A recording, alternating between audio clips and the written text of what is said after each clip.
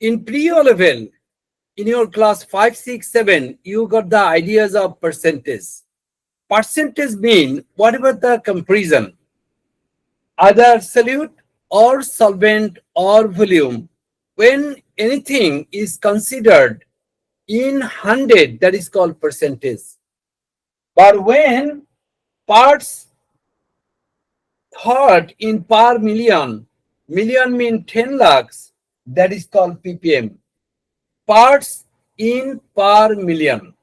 Whatever the comparison doesn't matter.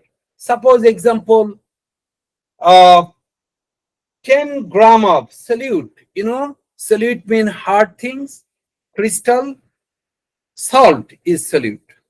In a glass of water, 10 gram solute has been found in 200 gram of solution, solvent. These has to be imagined in 10 lakh, I mean 1 million. And this is called concentration in ppm. ppm mean parts in per million.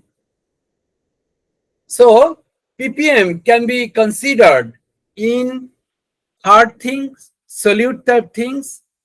At the same time, ppm also can be imagined in the volume types of things. Example, suppose a volume of 2 volume of gas have been found in 200 decicubic meter of air. Again, I'm telling 2 decicubic meter of some gas have been found in 200 gram decicubic meter of air. So obviously this is comparison, but this comparison has to be converted into 10 lakhs. Whatever the comparison doesn't matter. When the comparison will be taken into the 10 lakhs, this is called parts in per million. Parts in per million. That could be hard things, that could be gaseous thing, doesn't matter. Like the percentage, when something will be considered into the millions, that is called ppm.